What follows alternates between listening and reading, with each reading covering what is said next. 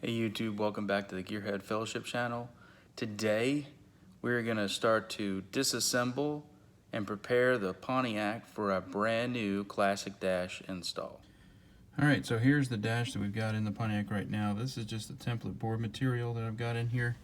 We've got our switches for our line lock, switches for the converter, and then just our gauges. It's really not all that complicated. We've got a couple extra lights in there for turn signals and high beams and emergency brake light. Headlight switch. There's no wiper switch yet because I need to go back in there with that. But we've got a brand new classic dash that's molded that should fit right up in here nicely, and all the gauges should drop right in.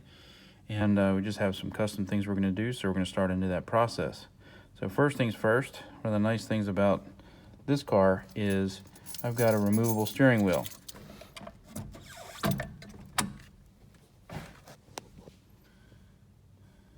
Alright, so we've got the steering wheel removed. That's going to give plenty of access. And this is a template board material. I've already opened my dash up and cut it out in the back there. So I just have a couple of Allen head screws holding in this template right here all throughout. So I'll just pop those. Okay, so here we are about an hour later. That's what we're doing. So we got the panel off and there's all the scariness going on. Crazy wiring. So we're going to try to remedy all that and get it set up so that it works pretty good. So in the meantime, we got this nice little pull-out dash. Here it is. Okay, so I'm still working to fit the new instrument panel. As you can see, I've got a few holes drilled in the panel because I want to mount it where I can remove bolts from the outside and pull the panel out towards me rather than having to climb up under the dash. This classic dash panel, I believe it was set up to actually go into the original metal and then run like some sheet metal screws or something into the back side to hold it. You can see these blocks in the back, but I'm not going to attach it this way. I'm going to just attach it from the front so I can take out some Allen heads in the front and just pull the whole thing out if I need to. Really, it's not that bad. When you take a look at this, I'll show you in a minute, but most of this is lighting wiring. If you take out the positive and the ground for all the lighting, most of that disappears. So I'll show you what that looks like here in a second. All right, so here it is. Here's the back of the dash, the original dash, a little bit cleaned up. Some of the gauges still in there. The only gauge that's missing over here is the water gauge because the water cinder wires are hidden up in the engine. I haven't taken that out yet. So this is with the lighting harness basically removed. Here's the lighting harness over here that I made. And I just kind of pieced this thing together before. You can see we got all the bulbs set up, you know, all throughout, 6 of them. And the general premise of this is you need 12 volt power and you need a ground. So I've got a 12 volt bus and I've got a ground bus. And each bus has got a quick plug that I could plug into other wires so I could, you know, take it in and out if I needed to.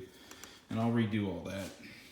The ground bus had a similar plug you could plug into the ground plug and just take it on and off. But so that's the general premise. So that makes it look all kind of crazy, but that's it, right? I mean, think about it. Every one of these gauges required, you know, a positive and a negative for each one of these little lights. So that's where a lot of the wiring came from. Other than that, we got a hot lead and a ground for the oil pressure, electric oil pressure. Nothing on the vacuum gauge, nothing needed there. The tack, you know, it's got a tack wire. It's got a positive and a negative for that.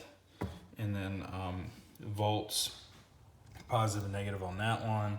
And then fuel sender, fuel sender wire still in the car, but then you got a hot lead and a ground for that. So really not too much. And there's the hot bus. There's the 12 volt switching bus, you know, on the ignition. So we'll go ahead and redo all this wiring. Next thing is basically to get the gauges pulled, put them into the new dash, and then start to lay out the wiring and see what else I can reuse and make whatever other wires I need to set it back up. All right, so here's just a basic mock-up of the new dash with the gauges in it. Things are just set in place right now because I still got a lot of work to do. There's the old piece. Still got to pull my turn signals and my high beam LED indicator I put in there and the brake warning light. I think I might try to mount those kind of coming in from the side, maybe like, you know, in the peripheral of the tack, or maybe the speedometer for my turn signals or something like that, so that they're not like just right out here in the open, but they're kind of hidden. I'll probably be mounting my positive and negative and hot buses down here, so I just gotta remember not to go drilling through that thinking I can mount more stuff. A lot of people, this is probably why a lot of people probably wouldn't tackle this, but it's pretty straightforward if you start to look at things. We got our new speedometer cable here. We got our vacuum line for our vacuum gauge, our light plug for our light plug switch, and then got a couple other things going on right here. I've got my instrument gauges, so this will be for tack, for fuel, and for oil pressure. That plugs into a part of the harness in the back of the dash. Master ground plug, a 12-volt ignition plug, and my left-right turn signal, high beam warning brake light LEDs, that plug, and then 12-volt on the light switch, and then a couple other loose ends.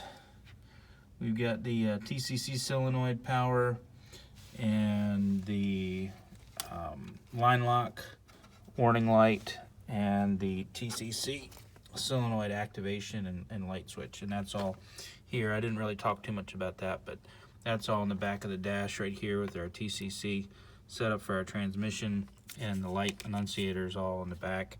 Obviously it looks a lot better from the front.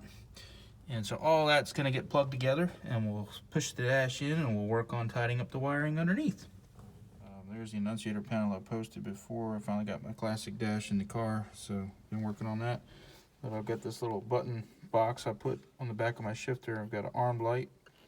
I'll flip that up, and that basically gives us a TCC armed light, so I know the circuit's hot.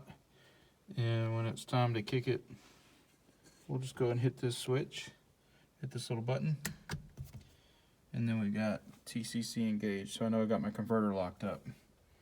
So just figured I'd show everybody. Hit the brake pedal, just make sure, should kick it off. And when I let off, it should come back to armed. Yep, that's working right. Looking forward to driving this beast.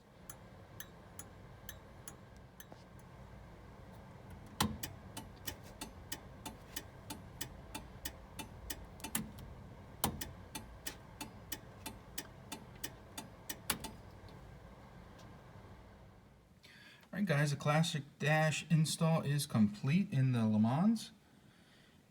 Just show you the fitment of it here real quick.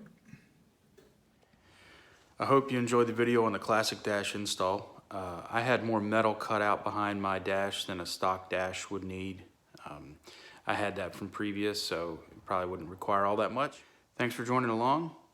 Pretty soon we'll be putting the Pontiac Lemans up for sale. So I'll probably be making a video going over the whole car and showcasing it, and look for that in the near future. Thanks a lot.